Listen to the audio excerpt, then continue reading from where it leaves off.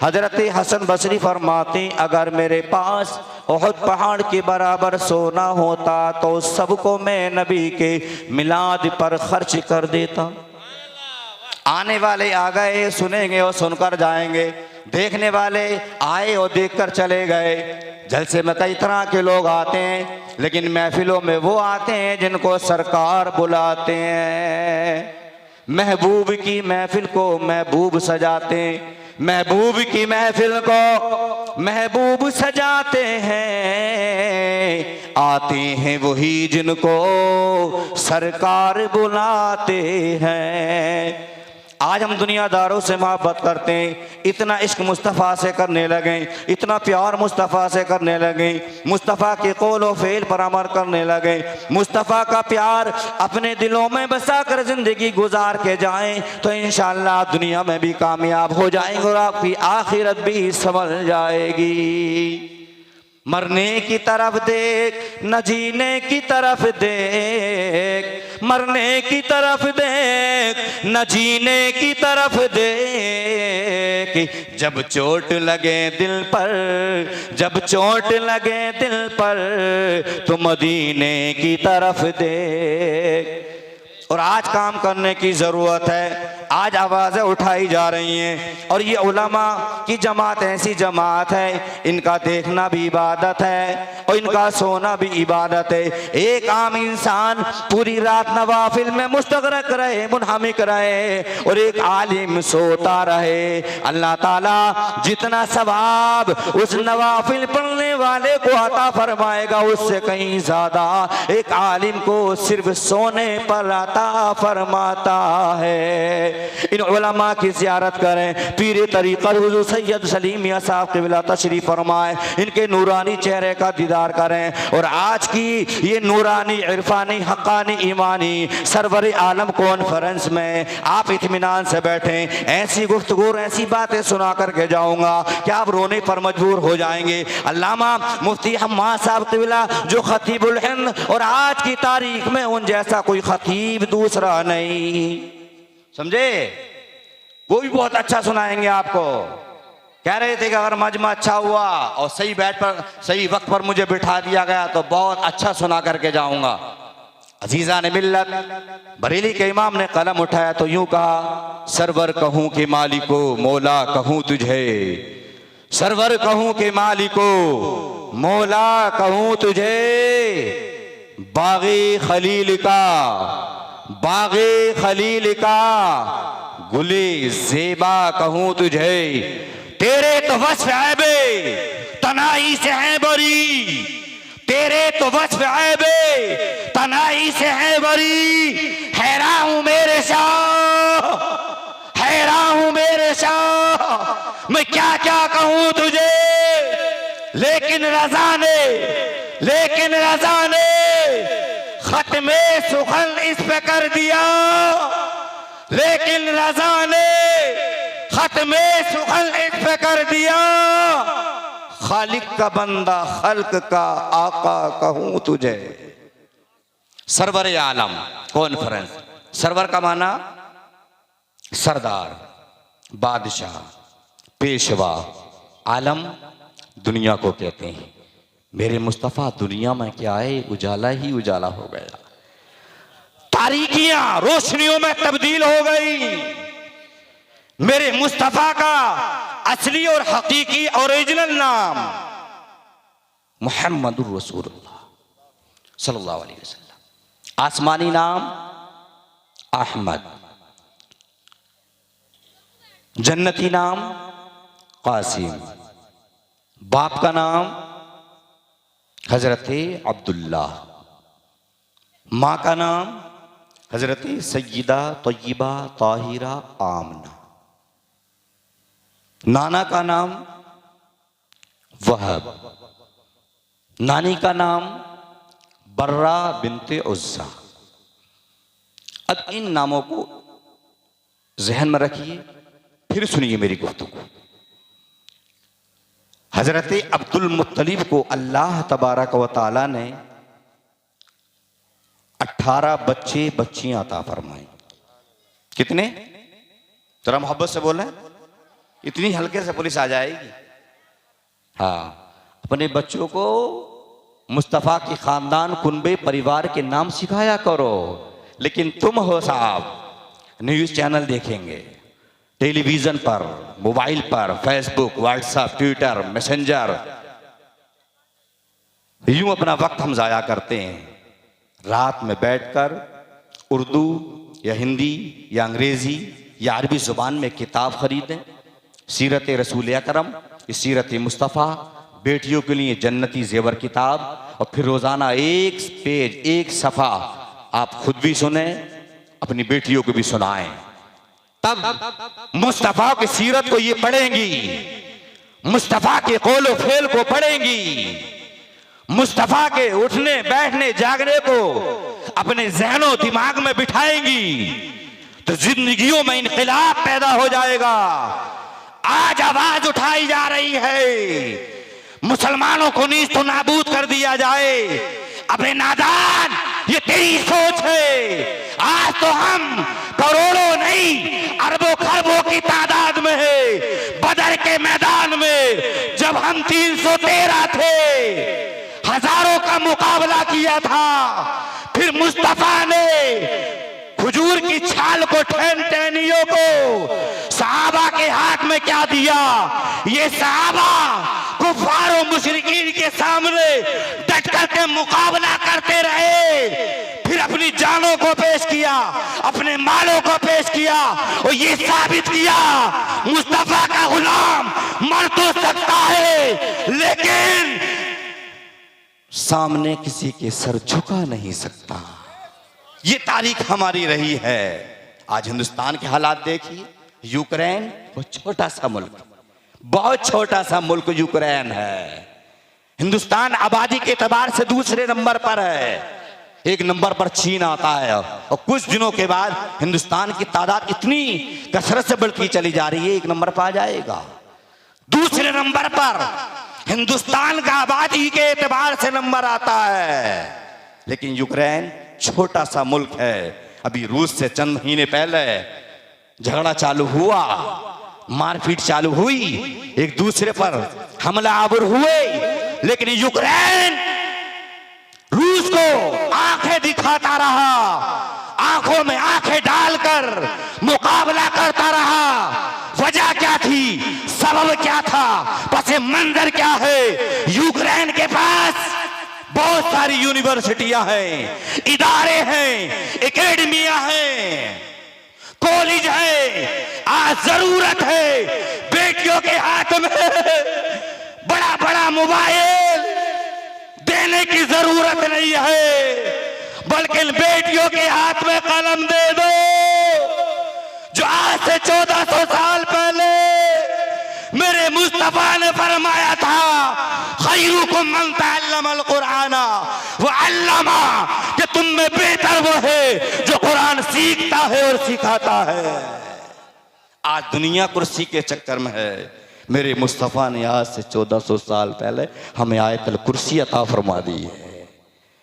अजीजाने मिल्लत, लेकिन साहब बेटियों के पास मोबाइल, बेपर्दी, बेहयाई, बेगैरती और यानियत हमारे मुआशरे में, तभी तो इज्जतों के जनाजे निकल रहे हैं। आज हम इदारे बनाए, एकेडमिया बनाए, कॉलेज बनाए। काश्तकार लोगों, आपको मशवरा दे करके जाऊंगा, एकड़ों देकर जमीन खरीदने की जरूरत नहीं है, बल्कि मिलजुल कर 1-2 एकड़ जमीन खरीदिए। और फिर आपकी बस्ती में तो बहुत अजीम इदारा है, बड़ा इदारा है, उस्र के मौके पर सिर्फ नियत कर लीजिए, अपनी जमीन का सारा उस्र निकाल कर जो पैदावार होगी उसका 20वां हिस्सा निकाल कर मदरसे में खर्च करेंगे, इस मदरसे को उरूज देंगे, तो कोई माँ का लाल तुम्हें इस दुनिया से मिटा नहीं सकता। लेकिन ये हजरत अब्दुल मुत्तलिब हैं, अल्लाह तबारक व तआला ने इनको 18 बच्चे बच्चियां अता फरमाई। 12 लड़के थे, 6 लड़कियां थी। बच्चे तो सारे के सारे हसीन व जमील थे, सारे के सारे खूबसूरत थे, लेकिन तमाम बच्चों में जो हुस्न व जमाल के पैकर थे, सबसे ज़्यादा खूबसूरत थे तो वो हज़रत अब्दुल्ला थे। उलमा ने लिखा है इसकी वजह ये थी कि हज़रत अब्दुल्ला की पेशानी में नूर मुस्तफ़ा जलवगर था। हुजूर के चचा का बयान है, जब मेरे भाई हज़रत अब्दुल्ला पैदा हुए तो मैंने अपने भाई को देखने के लिए कमरे में गया तो मैंने देखा अब्दुल्ला का चेहरा ऐसे चमक रहा था जैसे चांद और सूरज चमकते हैं। अजीज़ान मिल्लत, हज़रत अब्दुल्ला बचपन के अय्याम गुजार का जवान होते हैं, जवानी की दहलीज पर पहुंचते हैं। मक्का के जिन गलियों से जा रहे हैं, मक्का के जिन कोचों से जा रहे हैं, मक्का के जिन बाजारों से जा रहे हैं, आवाज आती थी अस्सलामु अला नूरिल्लज़ी फी ज़हरिका या अब्दुल्ला। अब्दुल्ला आपको मुबारक हो, आपको बशारत हो और आप पर हमारा दुरूद व सलाम हो, और आपकी पेशानी में जो नूरे मुस्तफा है हमारा उस पर भी दुरूद व सलाम हो। फिर ये नूरे मुस्तफा यहां से निकला, हजरत सय्यदा तय्यबा ताहिरा आमना के बतन में पहुंचा। 9 महीने मां के पेट में रहा। जब मेरे आका की पैदाइश का दिन करीब आया, हजरत सय्यदा तय्यबा ताहिरा आमना घर में अकेली हैं, तन्हा हैं, वाहिदा हैं, मुनफरिदा हैं। जब हमल को 6 महीने हुए थे तो हजरत अब्दुल्ला इस दुनिया से रुखसत हो गए थे। मेरे मुस्तफा दुनिया में आने से पहले ही यतीम हो गए और हजरत अब्दुल मुत्तलिब खाना काबा का तवाफ करने गए थे। हजरत अब्दुल मुत्तलिब खाना काबा का चक्कर लगा रहे थे, तवाफ कर रहे थे। अचानक दर्द से शुरू हुआ, विलादत का दर्द शुरू हुआ। हजरत सय्यदा तय्यबा ताहिरा आमना ने एक खातून को जो रिश्तेदार थी मक्का की दाइयों की जाने भेजा, जाओ मक्का की दाइयों को बुला लाओ। ये अजीजा खातून शहर में गई हो, जाने के बाद मक्का की दाइयों से कहा आमना के घर में बच्चा पैदा होने वाला है, लिहाजा आप तशरीफ ले चले। लेकिन मक्का का मामूल और दस्तूर और परंपरा और माहौल ये था कि जब बाप जिंदा होता था तो लोग उसके बच्चों को लेने जाते थे और फिर उस बच्चे को 2 साल अतराफ अकनाफ की देहात से आने वाली औरतें पाला करती थी, दूध पिलाया करते थे, फिर उस पर मेहनताना मिला करता था, उजरत मिला करती थी। मक्का की दाइयों ने आने से इनकार कर दिया। ये अजीजा खातून वापस हुई और आकर के काम ना, मक्का की दाइयों ने आने से इनकार कर दिया है। हजरत आमना ने जब इतना सुना, हजरत आमना रोने लगी, आपकी आंखों से आंसू टपकने लगे। हजरत जिब्राइल अलैहिस्सलाम ने रब की बारगाह में अरेजा पेश किया, ऐ परवरदिगार तेरे महबूब की आमद का वक्त करीब आ गया है। मौला मक्का की दाइयों ने आने से इनकार कर दिया है। तब रब ने इरशाद फरमाया था जिब्राइल फरिश्तों के सरदार, मक्का की दाइयों ने आने से इनकार नहीं किया है, बल्कि मक्का की दाइयों को हमने खुद नहीं आने दिया है, इसलिए कि मक्का की दाइयां है नापाक, मेरा महबूब है पाक। हम पाक महबूब के लिए पाक दाइयों का इंतजाम करेंगे। जिब्राइल अलैहिस्सलाम ने अर्ज़ किया परवरदिगार वो दाइया किस कबीले से हो, किस खानदान से हो, किस कुनबे परिवार से हो। रब ने इरशाद फरमाया जिब्राइल 4 दाइयों का इंतजाम करना है। अर्ज क्या मौला नाम तू बता दे, पता तू बता दे, एड्रेस तू बता दे, बुला मैं लाता हूँ।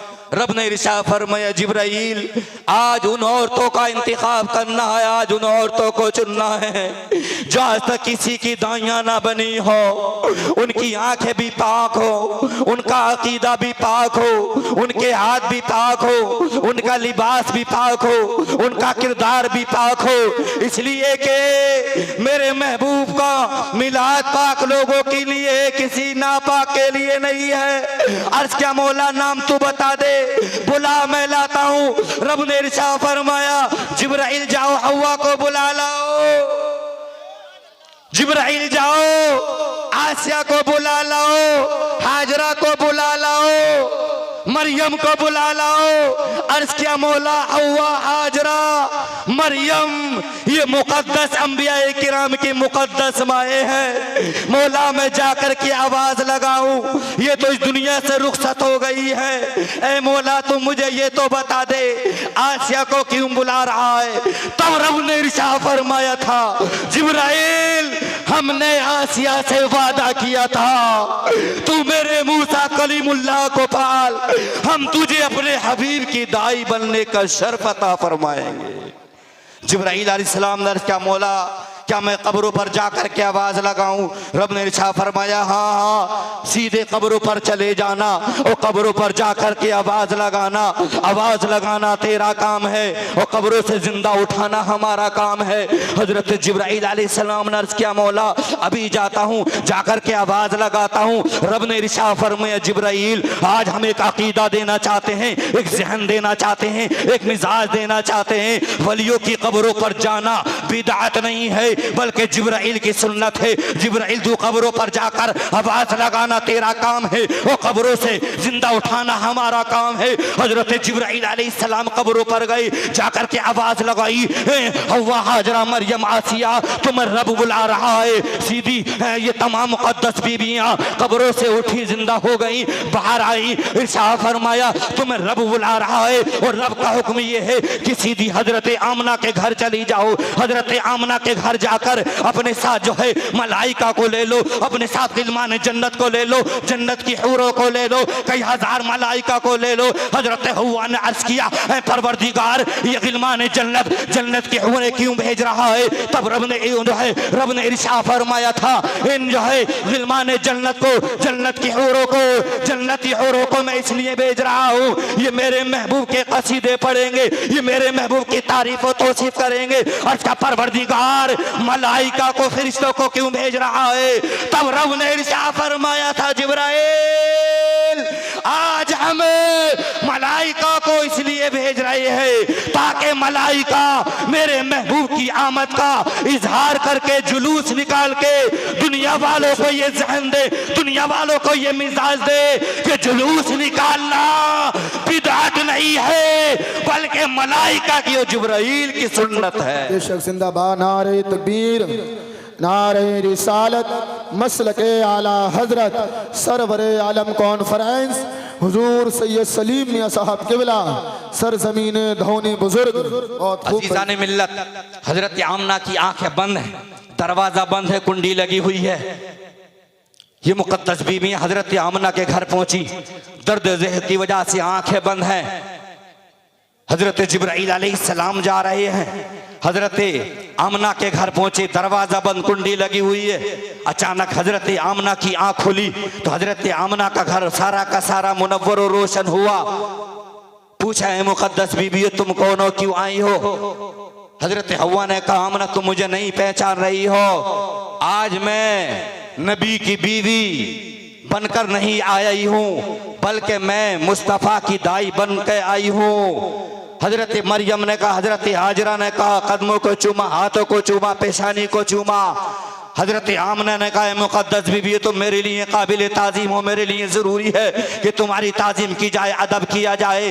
तो हजरत आमना ने जवाब दिया था ए मुकद्दस बीबी हो तुम मेरे लिए ज़रूरी है कि तुम्हारा अदब करो, एहतराम करो। लेकिन हव्वा ने अर्ज़ किया था आमना हम मुकद्दस माए ज़रूर हैं, मुकद्दस अंबिया किराम की बीवियाँ ज़रूर हैं, लेकिन आज हम जो है मुकद्दस अंबिया किराम की माए बनकर या फिर बीवियाँ बनकर नहीं आए हैं बल्कि इमामुल अंबिया की दाई बन के आए हैं। अल्लाह ने आज हमें दाई बनने का शर्फ अता किया है।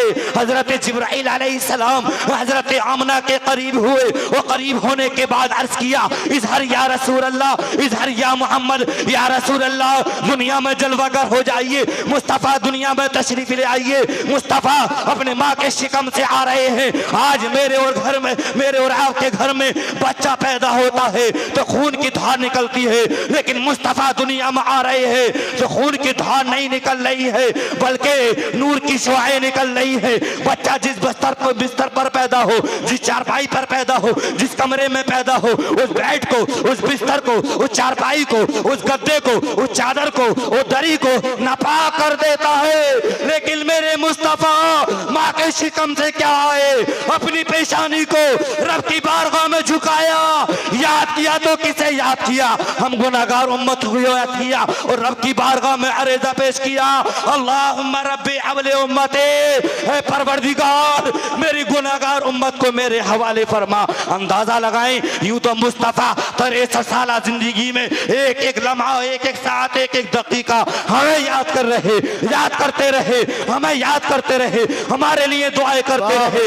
लेकिन 3 अहम मोड़ पर मुस्तफ़ा हम गुनाहगार उम्मतियों को मखसूस तरीके से याद कर रहे हैं। जिन अहम मोड़ पर लोग अपनों को याद करते हैं, कोई अम्मी और पापा को याद करता है, कोई चाचाओ भाई और डैडी को याद करता है, लेकिन मेरे मुस्तफ़ा दुनिया में आ रहे हैं तब हमें याद कर रहे हैं, इस दुनिया से जा रहे हैं तब भी हमें याद कर रहे हैं। शबे मेराज में, मेराज वाले सफर में मुस्तफ़ा रब की बारगाह में पहुंचे तो उस वक्त भी हम गुनाहगार उम्मत को याद कर रहे हैं। अंदाजा लगाएं, जब मुस्तफ़ा ने जिंदगी के एक एक लम्हा, एक एक साथ, एक एक दकीका, एक एक मिनट हमें याद करते रहे और 3 अहम मोड़ पर मुस्तफ़ा हमें भूले नहीं, तो फिर वफादार उम्मतियों की जिम्मेदारी बनती है जब जब अल्लाह तौफीक दे, जब जब मौका मिल जाए नबी का मिलाद मनाते रहे, सरवरे आलम कॉन्फ्रेंस मना कर ये पैगाम दुनिया वालों को देते रहे। हम गद्दार नहीं है, हम बेवफा नहीं है, मुस्तफ़ा ने हमें याद किया है तो हम अपने मुस्तफ़ा को याद कर रहे हैं। वाह भाई, जिंदाबाद जिंदाबाद, नारे तकबीर, नारे रिसालत, मसलके आला हजरत, सरवरे आलम कॉन्फ्रेंस, नारे हैदरी।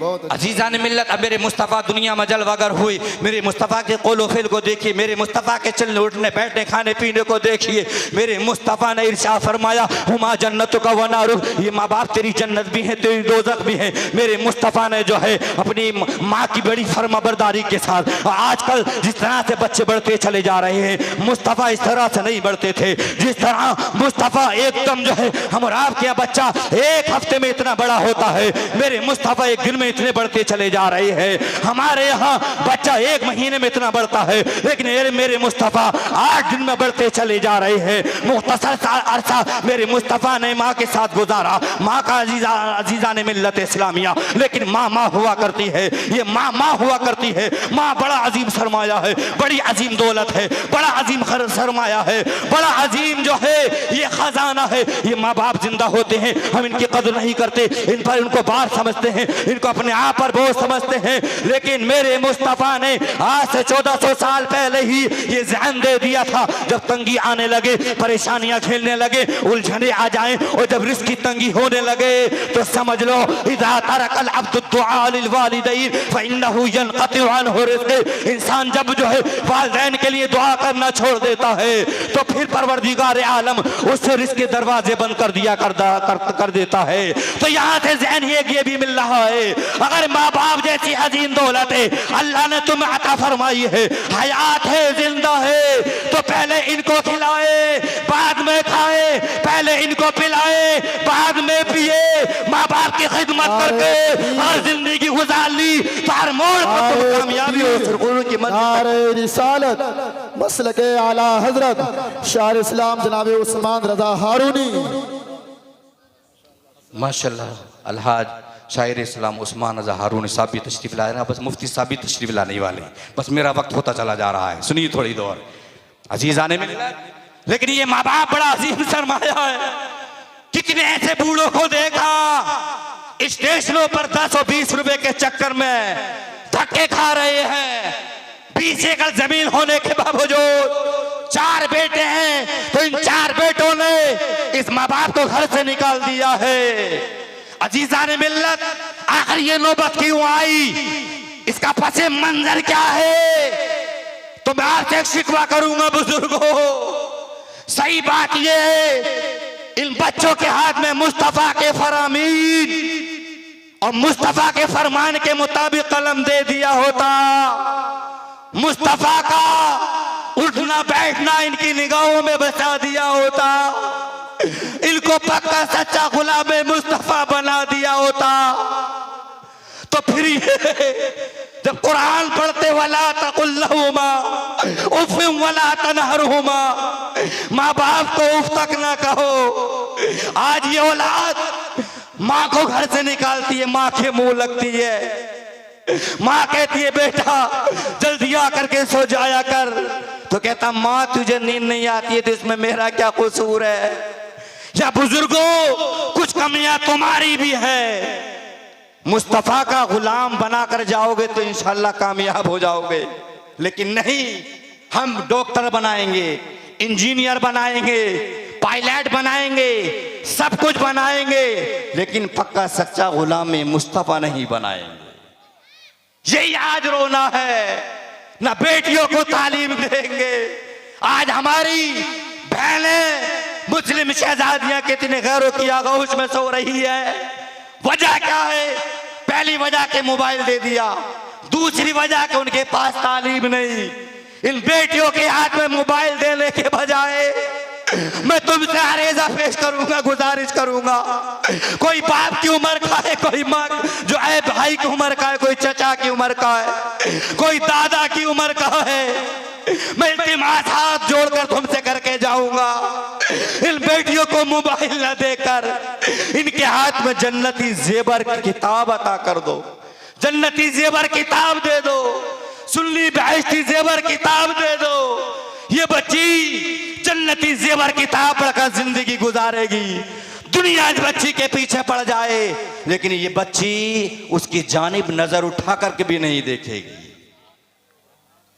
लेकिन नौजवानों में तुमसे भी कहूंगा, माँ बाप जैसा हसीन खजाना अगर मौजूद है तो इसकी कदर कर लें। फिर मर जाते तो हम क्या करते हैं? कुरान खानी, मिलाद।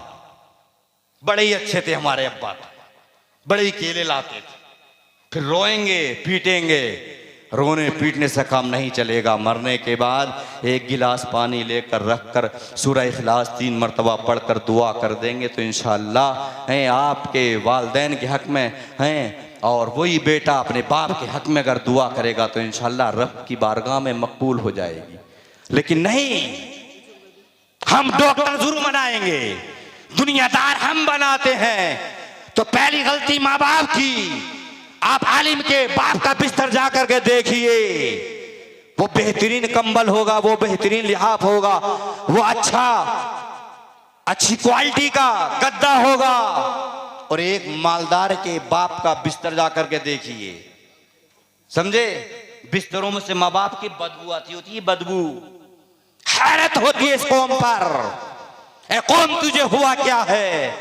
तू तो वो थी कि जब किसी का रास्ते से तू गुजर जाती थी, गैरों के बच्चे रोते थे, चीखते थे, चिल्लाते थे, तो तेरा नाम लेकर उन बच्चों को, चीखते चिल्लाते बच्चों को छुपाया जाता था। बच्चों खामोश हो जाओ वरना तुम्हारी शिकायत मुसलमानों की जमात से कर दी जाएगी। ये हाल हमारा था। आज आवाज उठ रही, मस्जिदों को गिरा दो, मदरसों को बंद कर दो। अबे नादान, ये तेरी सोच होगी। अगर मुस्तफा का गुलाम पक्का सच्चा आज भी गुलामी का सबूत देकर जिंदगी गुजारेगा तो इंशाअल्लाह दुनिया से टकरा जाएगा, सर नहीं झुकाएगा। अजीजान मिल्लत, तो सबसे पहले माँ बाप अपने बच्चों का अच्छा नाम रखें, अच्छी तरबियत करें। हुजूर सल्लल्लाहु अलैहि वसल्लम की तरबियत हजरत अब्दुल मुत्तलिब ने फरमाई, जिसका बाप आज दुनिया से चला गया हो और जिसके दादा ने तरबियत की हो तो दादा की जिम्मेदारी बनती है। बाप हयात है तो बाप अच्छा नाम रखे, बाप रुखसत हो गया है तो दादा की जिम्मेदारी बनती है अच्छा नाम रखे, अच्छी तरबियत करे, अच्छी तालीम दिलाई, अच्छा हुनर सिखाए। यूं बच्चे खाली रोड पर घूमते रहते हैं, वो नशेड़ी बनते हैं, शराबी बनते हैं, जुआरी बनते हैं, मक्कार बनते हैं, बेहया और बेगैरत बना करते हैं।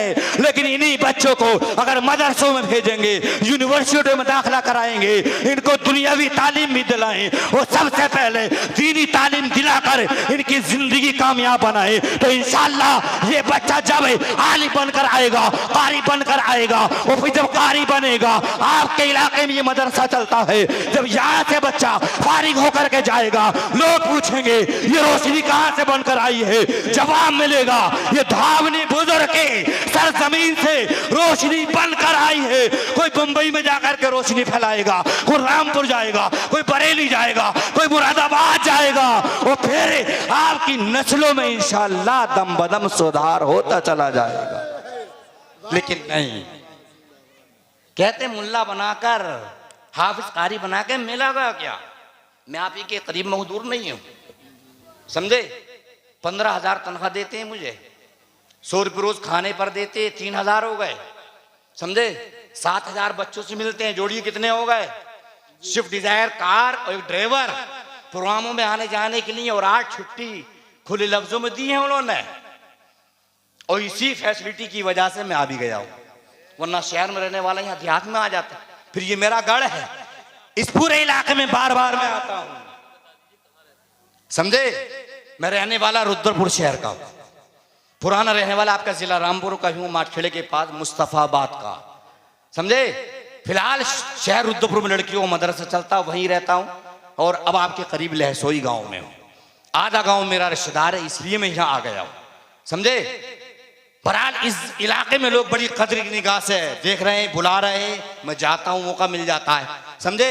बहरहाल मतलब ये नहीं कि मैं अपनी तारीफ या का अपना प्रचार करना चाह रहा हूं, बल्कि आपको जहन ये देना चाहता हूं, आपके इमाम की तनख्वाह 10 साढ़े 10,000। अरे मुसलमानों, गैरत करो, गैरत। इमाम की तनख्वाह 25-30,000 होना चाहिए। इन इमामों को अच्छी तनख्वाह दोगे तो इंशाअल्लाह ये दिल की गहराई से रात और दिन आपके बच्चों को पढ़ाएंगे। मेरा पूरा दिन ज़ोहर से लेकर ईशा तक, और ईशा के बाद तफसीर बयान करता हूँ कुरान की, अरबी का कुरान रखकर उसका तर्जमा, तशरीह, शान नुज़ुल, उसी से मसाइल निकाल कर बयान करता हूँ, समझे? पूरा दिन मेरा यूं गुजर जाता है। फिर प्रोग्रामों की भाग दौड़, वजह क्या है? गांव वाले पूरी फैसिलिटी, पूरी सहूलत और माकूल तनख्वाह दे रहे हैं, तो दिल खुश होता है, दाएं बाएं जहन भागता ही नहीं। जब तनख्वाह करोगे 5,000, 8,000, 10,000 हैं, अच्छा भला आदमी 10,000 में गुजारा कर लेगा क्या? अपने बच्चों को लिबास बना के देंगे क्या? कपड़े बना करके देंगे हैं क्या? अच्छे स्कूलों में अपने बच्चों को ये पढ़ाएंगे? इनके जहन में आएगा कि हमारी जिंदगी तो उल्टी सीधी जैसी थी, कट गई, लेकिन अपने बच्चों को अब हाफिज नहीं बनाएंगे, आलिम नहीं बनाएंगे।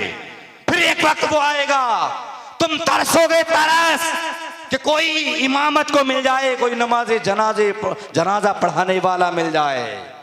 नमाज जनाजा पढ़ाने वाला भी मैसर नहीं होगा, इसलिए जरूरी है अपनी छोटी छोटी नस्लों को, मैं ये नहीं कहता सबको हाफिज ही बना दो, सबको कारी ही बना दो, बल्कि इन बच्चों को नाज़राए कुरान तो पढ़ा दो, इन बच्चों को जरूरियात दीन तो सिखा दो।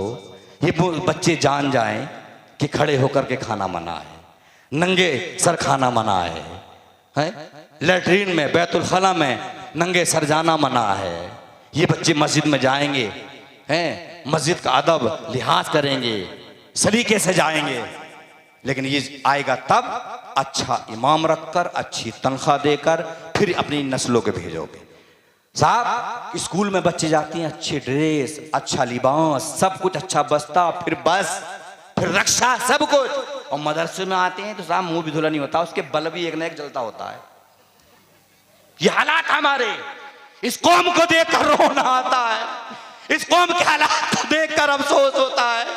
ये कौम यही वजह है कि तबाह होती चली जा रही है, ये कौम बर्बाद होती चली जा रही है। कामयाबी चाहते हो, सुरखरुई चाहते हो, इज्जत चाहते हो, नाम चाहते हो, तो फिर अल्लाह और रसूल के फरामीन पर अमल करके जिंदगी गुजार जाओ, नाम भी हो जाएगा, शोहरत भी मिल जाएगी ही, और फिर परवरदिगार की जन्नत तुम्हारे लिए बेचैनो बेकरार रहेगी। और जिस मुस्तफ़ा का मिलाद मना रहे उस मुस्तफ़ा के ताल्लुक से बरेली के इमाम ने तो यूं कहा था, ज़मीनो ज़मा तुम्हारे लिए, मकीनो मका तुम्हारे लिए, ज़मीनो ज़मा तुम्हारे लिए, मकीनो मका तुम्हारे लिए, चुनीनो चुना तुम्हारे लिए, बने दो जहां तुम्हारे लिए, दहन में जुबा तुम्हारे लिए, बदन में है जा तुम्हारे लिए, हम आए यहाँ तुम्हारे लिए, उठे भी वहां तुम्हारे लिए। और या रसूल अल्लाह, तुम्हारी चमक, तुम्हारी दमक, तुम्हारी महक, तुम्हारी झलक, जमीनों फलक, सिमा को समक में सिक्का निशान तुम्हारे लिए, तुम्हारे लिए आज काम करें, काम करने की जरूरत है। और मैं हाथ जोड़कर अपने उलमा से गुजारिश करूंगा, आप एक इमाम की हैसियत से काम मत कीजिए, बल्कि मुलाजिम की हैसियत से काम मत कीजिए, बल्कि आप नाइब रसूल होने की हैसियत से काम कीजिए। इंशाअल्लाह आपका भी काम हो जाएगा। मुझसे पहले इमाम थे, कुल 8,000 रुपये तनख्वाह थी, और अब जो इमाम है दूसरे इमाम का भी इंतजाम हो गया है, समझे। खुलूस के साथ, इखलास के साथ अल्लाह की रजा के लिए काम करोगे तो इंशाअल्लाह ये कौम तुम्हें भूखा नहीं मारेगी, ये कौम तुम्हें सताएगी नहीं, समझे। तो माँ बाप हयात है, उनकी खिदमत करें, मुस्तफ़ा के फरामीन को सीखें, मुस्तफ़ा के कौल व फ़ेल पर अमल करके ज़िंदगी गुजारें। मेरा वक्त हो रहा है, समझे। अल्लाह से दुआ, मौला मेरे टूटे फूटे कलमात कबूल फरमाए। अस्तग़फिरुल्लाह रब्बी मिन कुल्ली ज़ंबि व अतूबु इलैह। कलमा शरीफ का विर्द कर लीजिए, ला इलाहा इल्लल्लाह मुहम्मदुर रसूलुल्लाह व मा अलैना इल्ला बलागुल मुबीन। अस्सलामु अलैकुम व रहमतुल्लाहि तआला व बरकातुहू। सब